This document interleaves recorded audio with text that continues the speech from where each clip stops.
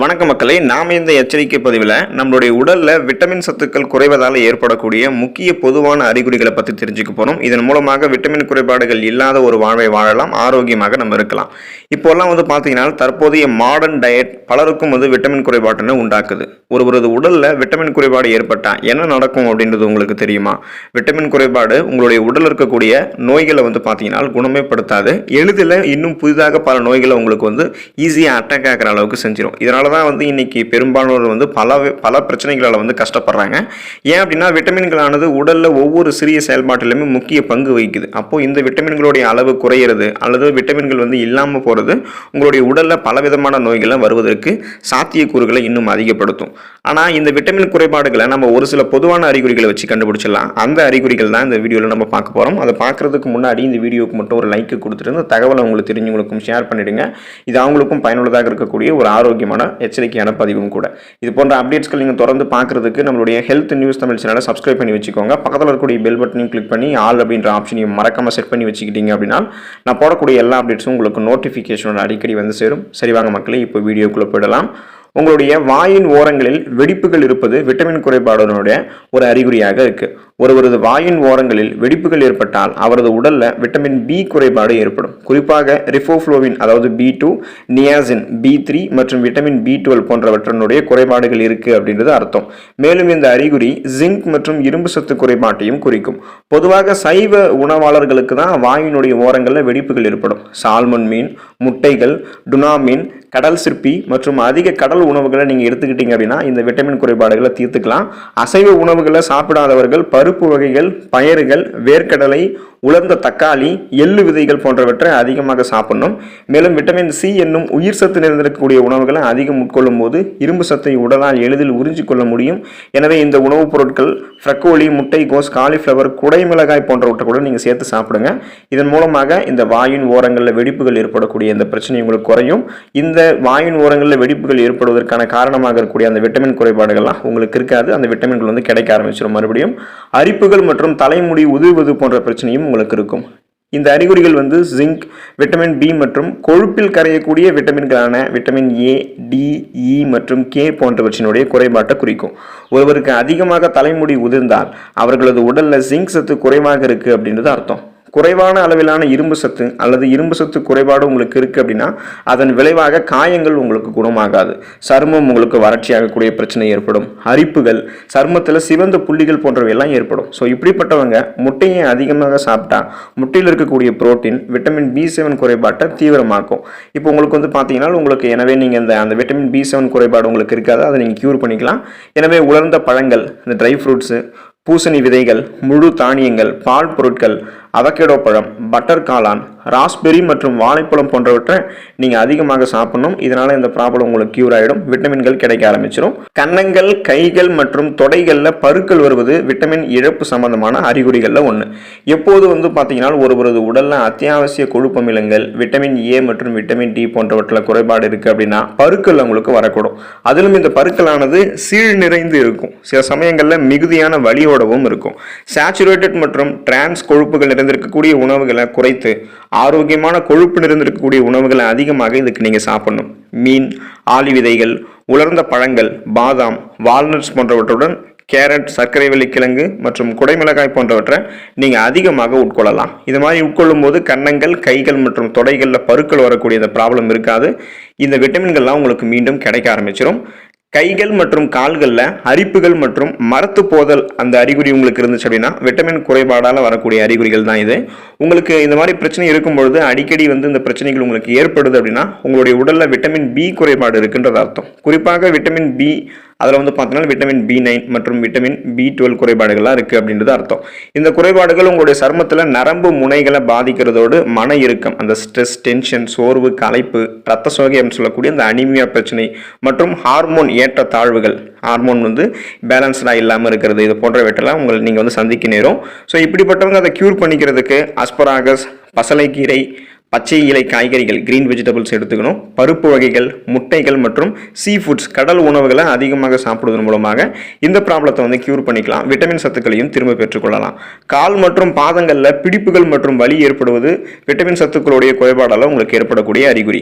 உடலில் potassium, calcium மற்றும் magnesium குறைவாக இருந்துச்சு அப்படின்னா கால்கள் மற்றும் பாதங்களில் பிடிப்புகள் மற்றும் வலியை வந்து உணர வைக்கும். நீங்கள் கடுமையான உடற்பயிற்சிகளை செஞ்சீங்க அப்படின்னா உங்களுடைய உடல் இருந்து அதிக அளவிலான கனிமச்சத்துக்கள் மற்றும் நீரில் கரையக்கூடிய விட்டமின்களான பி விட்டமின்களை அதிகமாக இழக்கக்கூடும். நீரில் கரையக்கூடிய விட்டமின்கள் குறைவாக இருக்கும் பொழுதுதான் அதிக அளவு உங்களுக்கு வியர்க்கும். அதுக்காக நீங்கள் உடற்பயிற்சி செய்வதை நிறுத்த வேண்டாம். மாறாக நீங்கள் வாழைப்பழம், ஹேசில் நட்ஸு, பாதாம், பூசணிக்காய், செரிப்பழம், ஆப்பிள் பழம், ஃப்ரக்கோலி, கிரேப்ஃப்ரூட்டு, முட்டைகோசு, பசலைக்கீரை போன்றவற்றை அதிகமாக நீங்கள் சாப்பிடணும்.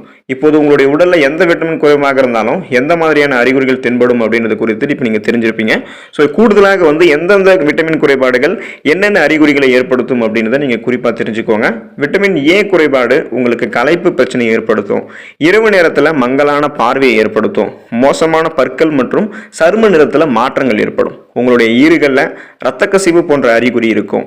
அடிக்கடி நோய் தொற்றுகளால் நீங்கள் அவஸ்தைப்படுவது போன்ற பிரச்சனைகள்லாம் இருக்கும்.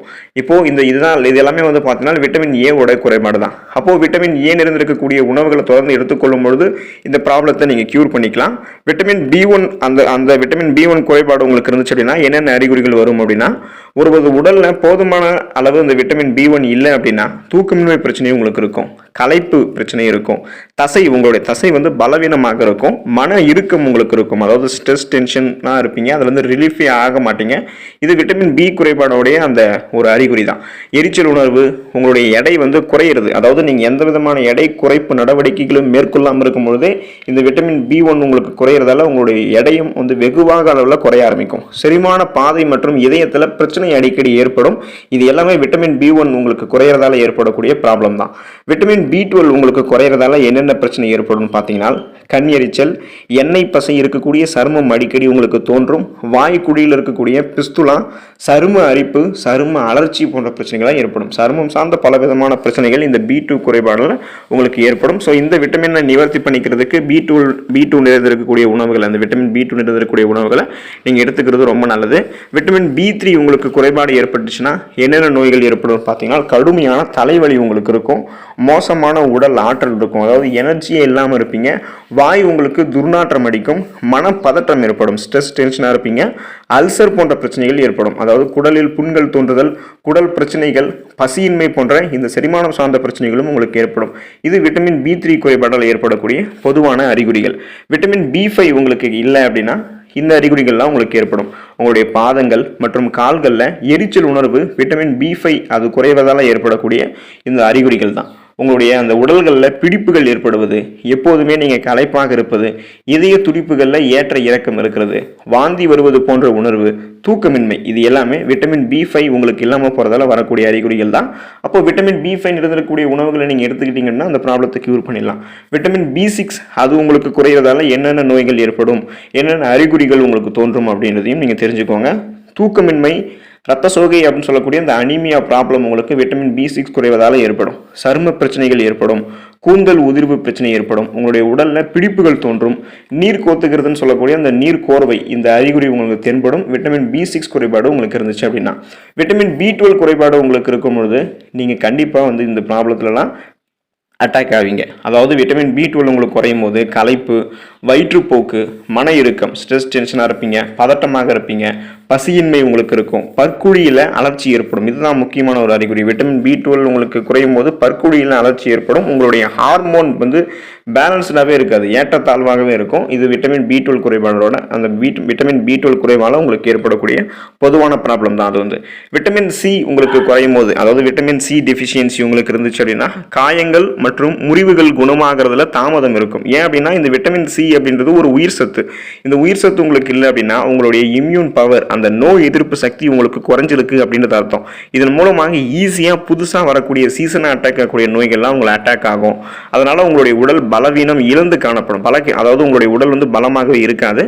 இந்த விட்டமின் C குறைபாடால் காயங்கள் மற்றும் முறிவுகள் உங்களுக்கு ஏதாவது இருந்துச்சு அப்படின்னா அது குணமாகறதுல தாமதம் ஏற்படும். ஈறுகள் மற்றும் மூக்கில் இரத்த கசிவு ஏற்படுவது விட்டமின் சி என்னும் உயிர் சத்து குறைவால தான் ஏற்படும். உங்களுடைய மூட்டு இணைப்புகள்ல, அதாவது அந்த மூட்டையுடைய ஜாயின்ஸ்ல வந்து வலி ஏற்படும் மற்றும் அங்க ஈஸியா காயங்கள் வரக்கூடியதாக இருக்கும். அதனால விட்டமின் சி குறைபாடுல தான் இந்த ப்ராப்ளம் ஏற்படும். அஜீரண கோளாறு இருக்கும், ரத்த சோகை அப்படின்னு சொல்லக்கூடிய இந்த அனிமியா ப்ராப்ளம் எல்லாம் உங்களுக்கு இந்த ப்ராப்ளத்தை ஏற்படுத்தும். விட்டமின் டி அது குறைவதால உங்களுக்கு என்னென்ன நோய்கள் ஏற்படும், என்னென்ன அறிகுறிகள் பொதுவாக தோன்றும்னு பார்த்தீங்கன்னா பலவீனமான எலும்புகள் இருக்கும். இதுக்கு காரணம் என்னன்னு கேட்டீங்கன்னா, நம்ம எலும்புகள் ஆரோக்கியமாக வைத்துக்கிறதுக்கு கால்சியம் சத்து ரொம்ப அவசியம். ஸோ ஆனால் அந்த கால்சியம் சத்தை உறிஞ்சி எலும்புகளை பலப்படுத்துறதுக்கு விட்டமின் டி சத்து தான் அவசியம். அதனால தான் எலும்புகள் சார்ந்த இந்த மூட்டு வலி பிரச்சனை இருக்கிறவங்கலாம் காலையில் வந்து நீங்கள் சூரிய ஒளியில் நடக்கணும்னு சொல்லுவாங்க. சூரிய ஒளியிலிருந்து தான் நம்ம விட்டமின் டி சத்தை பெற முடியும், அல்லது பிற சப்ளிமெண்ட்ஸ் மாத்திரைகளையும் நம்ம பெறலாம். ஆனால் உணவுகளில் பெறுவதுன்றது கடினம். அதனால நீங்கள் விட்டமின் டி சத்து பெறணும் அப்படின்னா சூரிய ஒளியில் நடக்கலாம். இப்போ இந்த விட்டமின் டி குறைவதால் உங்களுக்கு பலகீனமான எலும்புகள் இருக்கலாம். அதாவது நீங்கள் டக்குனு கீழே விழுந்தீங்கன்னா கூட உங்களுடைய அந்த எலும்புகள் சார்ந்த பிரச்சனை, எலும்பு முறிவு போன்ற பிரச்சனைலாம் உங்களுக்கு ஏற்பட்டுரும். அதுக்கு எலும்புகள் பலவீனமாக இருக்குது அப்படின்றது அர்த்தம். உங்களுடைய பல் சொத்தை ஏற்படும், சிறுநீரக கற்கள் தோன்றும், பலகீனமான தசைகள் அமைப்பு உங்களுக்கு இருக்கும், மோசமான கால்சியம் உறிஞ்சக்கூடிய சக்தி இருக்கும். ஏன்னா விட்டமின் டி தான் கால்சியம் சத்து உறிஞ்சும். அப்போ விட்டமின் டியே உங்களுக்கு இல்லை அப்படின்னா கால்சியம் சத்து உறிஞ்சதில் தாமதம் ஏற்படும். இந்த அறிகுறிகள் உங்களுக்கு இருந்துச்சு அப்படின்னா விட்டமின் டி குறைபாடு தான் இது உங்களுக்கு. விட்டமின் இ குறைபாடு உங்களுக்கு இருக்கு அப்படின்னா இந்த பொதுவான அறிகுறிகள்லாம் இருக்கும். ரத்த சோகை அப்படின்னு சொல்லக்கூடிய இந்த அனிமியா ப்ராப்ளம் இருக்கும், மனப்பதற்றம் இருக்கும், ஒரு மாதிரி ஸ்ட்ரெஸ் டென்ஷன் படபடப்பாகவே நீங்கள் இருப்பீங்க, கருவுறுதலில் பிரச்சனை ஏற்படும். இதுதான் ரொம்ப ரொம்ப முக்கியம். விட்டமின் இ குறைபாடு உங்களுக்கு இருக்கு அப்படின்னா அந்த கருவுறுதலில் பிரச்சனைகள் இருக்கும். இதை நிவர்த்தி பண்ணிக்கிறதுக்கு விட்டமின் இ நிறைந்திருக்கக்கூடிய ஃபுட்ஸை நீங்கள் எடுத்துக்கும் போது நீங்கள் அதை க்யூர் பண்ணிக்கலாம். நகர்வதில் சிரமம் இருக்கும். அதாவது நீங்கள் உட்காந்துருக்கீங்கன்னா ஒரு இடத்துல இன்னொரு இடத்துக்கு நீங்கள் நகர்க்கிறதுக்கே சிரமப்படுவீங்க. இந்த குறைபாடெல்லாம் விட்டமின் இ சத்துக்கள் குறைவதால் உங்களுக்கு ஏற்பட்டது தான். ஸோ இந்த ப்ராப்ளத்தில் நீங்கள் வராமல் தடுக்கணும் அப்படின்னா இந்த அறிகுறிகள், பொதுவான அறிகுறிகள் தோன்றும் போதே நீங்கள் உங்களுடைய மருத்துவரை சந்தித்து இதுக்கான தீர்வை தேடி அந்த சிகிச்சை பெற்றுக்கொள்வது ரொம்ப நல்லது. குறிப்பாக இந்த விட்டமின் சத்துக்களை நீங்கள் திரும்ப பெறுவதற்கு பழங்கள், காய்கறிகள், மற்ற ஆரோக்கிய உணவுகளை எடுத்துக்கொள்வது அவசியம். அதெல்லாம் அடிக்கடி டயட்டில் ஃபாலோ பண்ணிக்கோங்க. இந்த உணவுகளை சாப்பிட்டு இந்த விட்டமின் குறைபாடு இல்லாத ஒரு ஆரோக்கியமான வாழ்வை வாழுங்க. அடுத்த ஆரோக்கியமான பதிவில் மறக்காமல் சந்திப்போம். நன்றி மக்களே.